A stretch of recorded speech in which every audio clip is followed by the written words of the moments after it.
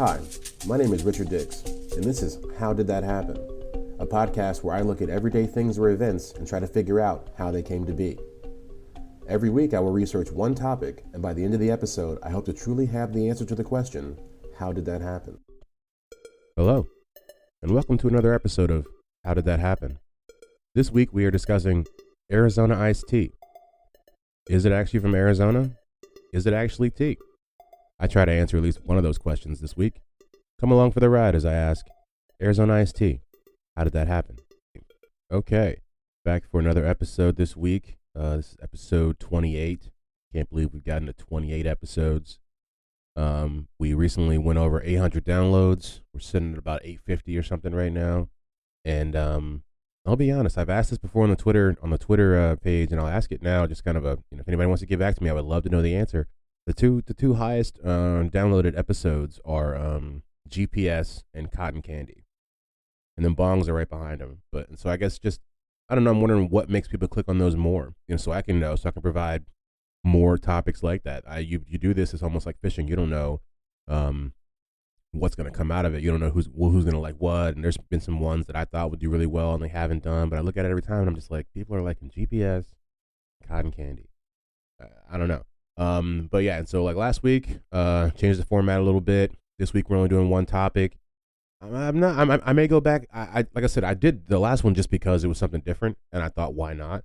I wanted to see if something would, kind of spark from there. Nothing really did, but it's kind of cool to just change it up. So I might in the future just throw two more topics, or maybe three, some smaller topics. But yeah, I still haven't heard back about how anybody felt about that. I did hear some people like the episode, so I guess I'll just take that for what it is. But yeah, I guess there's not much more to say before we go into this episode. I'm trying to think if there's anything I need to get across. But no, thanks guys for pressing play like you always do, and the support I get on the Twitter page. Without further ado, here is Arizona iced tea and how it happened. Okay, Arizona iced tea was created by two men named Don Voltaggio and John Farolito. So Don and John. In 1992. The company is based out of New York, despite its name, and they were originally in the beer business. They were in beer distribution and also brewing as well. And they made malt liquor with names like Crazy Horse and Midnight Dragon, pretty wild names. And they would end up being sued for Crazy Horse by the Sioux Nation, and that litigation lasted for at least 10 years, if not a little bit more.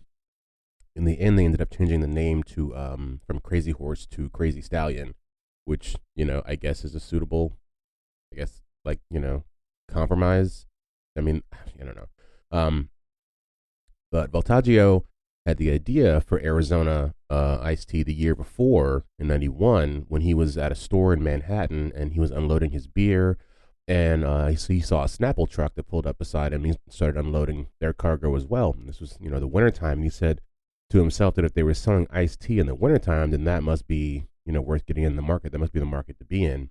Because, I guess people always think of iced tea as like a summertime drink. And if he sees them just pulling up with just cases of this tea, he's realizing, oh, there's actually a real drive for this. There's a demand for this, And so the idea of it coming in a can also comes from their beer days, kind of. So when they were looking for a vessel that would hold their tea, they tried the same variety as Snapple, but, smartly enough, they figured that consumers would see no reason to switch to his tea over Snapple if they were already Snapple customers. I mean, I wouldn't do it because they were going to pick the exact same bottle and just sell tea, and it's like that, that's not smart. And then he noticed that at the time, Gatorade was being sold in 24-ounce tall boy cans, that the same cans were being used by Schlitz malt liquor. And that's why they really recognized it from. That's why I say kind of.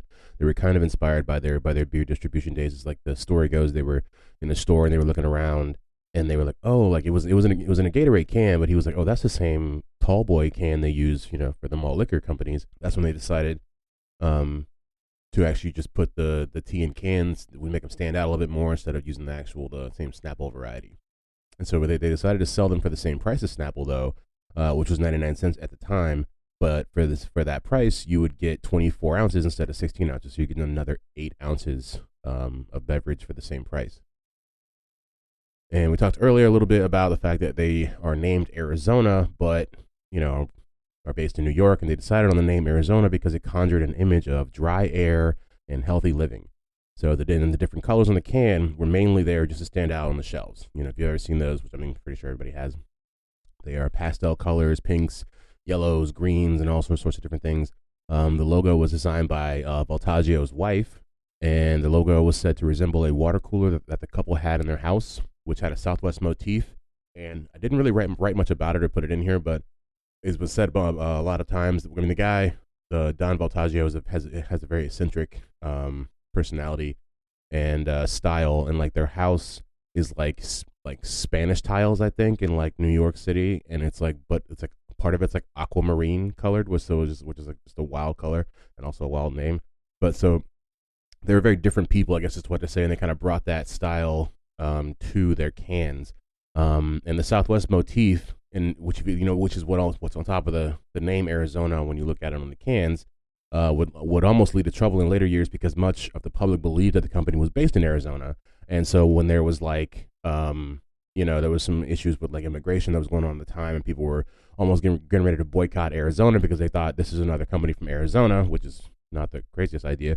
They had to come out and say, we're from New York. And I must admit, I don't know if I thought that they were in Arizona, but at least I thought they were somewhere on the West Coast. I did not know before this podcast that they were actually based in New York. So it would have been like everybody else, but I still would have drank it. I wouldn't have boycotted it for immigration. It's a 99-cent tea. What are you gonna do? Let's see. The first Arizona teas that rolled off the line in '92 were lemon tea and raspberry tea, and they were a hit. And Arizona continued to grow and add flavors throughout the '90s, including their green tea, which is their actually their best seller, according to the owner Don Voltaggio. You notice in most of this we only reference the Voltaggio. We'll get to it in a little bit. He and his partner had a bit of a falling out. And now, I guess I'll spoiler alert, Voltaggio is the sole owner of the company, but I'll get to it. In 2002, the famous Arnold Palmer came out, and by the 2000s, they were selling more tea than Snapple. To today, Arizona sells more than 1 million cans of Arnold Palmer in a single day. That's wild. To keep the price at 99 cents, the owner says that he has had to thin the cans by 50%. And they even say he has some stock in aluminum producing companies, which I thought, it's pretty crazy to think, but if you're going to really be this invested in keeping things, a certain way, I guess that's one of the ways you do it. And to keep shipping costs down, he makes his drivers drive at night when there's less traffic, which I thought was interesting tactic. I never really thought about it like that, but that's a way you can save money on gas and time and things like that. The two owners, this is where I was talking about when we get to it, the two owners had a big feud that ended in 2015 with Farolito being paid for his half of the business and leaving. And the amount was confidential, but I read some things that said it could be even been in the neighborhood of like $1 billion. Because the company at the time, I think, was valued at like something like $3 to $4 billion, maybe somewhere in there. But that was also a question in their litigation. It was like, he thought the company was valued for more than what it was, so that I guess he could obviously walk away with a bigger check. But allegedly, I'm not saying anything, but there's more to this story, but it's just a lot of drama. Because I read about it and I was just like, I'm not putting this in there. But at one point, Farolito even tried to dissolve the entire business. And we almost lived in a world without Arizona iced tea, and I shudder to think at that being a reality. But it's out there. The story of their legal and dramatic feud. If you're interested, and they mention things like armed men coming to the office for intimidation and other odd things you wouldn't expect from people who sell green tea. But it is 99 cents. So Arizona is sold in all of North America, as well as some parts of Latin America, like Colombia, which I did not know that. I really didn't think that Arizona iced tea was anywhere but America, honestly, until I did this, just because it seems like, it is an American thing, but I didn't realize that they had spread it that far. They're also in European markets like Sweden, Norway, and in the UK. I don't know the prices of all of these, but I did see, I think in Canada, it's $1.29. So the 99-cent thing is really just an American thing, I guess. But so I wonder how they do with the cans. I don't know. But yeah. And that is how Arizona iced tea happened. And now it's time for the roundup. The roundup. The roundup. And we're gonna round it up. Voltaggio and Farolito are beer distributors who want to get into the iced tea game. They start Arizona Iced Tea in 1992.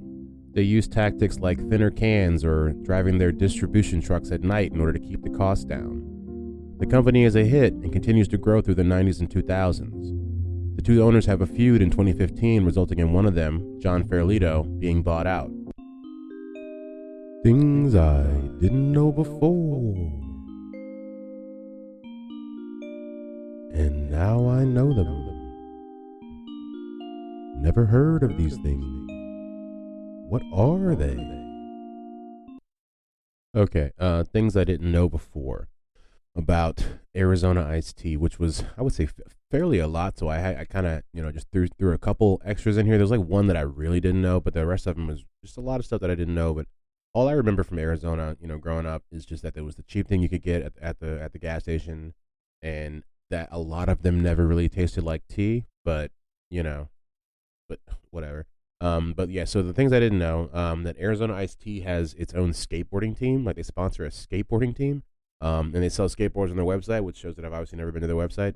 That may not even be true. I just read that in an article, but it sounds true. I mean, the skateboarding team does seem true. Who knows how long they would sell skateboards on their website, but yeah, I didn't know there was this whole connection between Arizona Iced Tea and skateboarding. That was like the overall.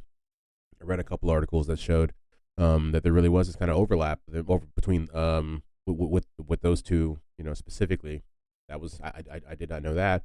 And another one is the one that I mentioned in here, was that the company is not based in the Southwest at all. Like, I mean, I would have, if you had told me they were in New Mexico instead of Arizona, I would have believed you, or like, I don't know, Oklahoma, or anything like that. But nope, they're from New York, and they just picked Arizona because they thought it sounded cool, which it does. But yeah. And then that they actually, the last one will be that the people who made this company made malt liquor before and during the time of this entire process. They started making malt liquor in like the 80s, and then they were still selling the same ones. Like I said, there was Crazy Horse, and was Crazy Stallion, and it was Midnight Dragon. I actually think I've had a Midnight Dragon before. I really do, and I had no idea that I was drinking basically an Arizona tea, if you will, but not. And now they've actually introduced alcohol back into their Arizona lines, and so I've seen them before. I think they're called Sundrop, but it's like Arizona presents Sundrop, and it's like them. I think it's them and Heineken have come together to make some sort of like alcoholic beverage that's like a hard seltzer, but it's like a tea seltzer, because just everything's a mashup these days. But yeah, so I didn't know that they were even dabbling in that at all. All right. That's been another episode of How Did That Happen? This week we talked about Arizona Iced Tea. I learned a lot, most importantly that it doesn't have much to do with the state of Arizona at all. That was new to me. We'll see what happens next week as far as like how the format goes. I got a couple things on the horizon as far as like switching things up maybe, but I don't know. It's hard to. I want to see how it progresses, or how it continues to progress. I'm interested to see what episode 50 of this podcast looks like. I mean, in comparison to episode 1 to episode 28, I think we're doing all right. Thank you guys for keep coming back every week.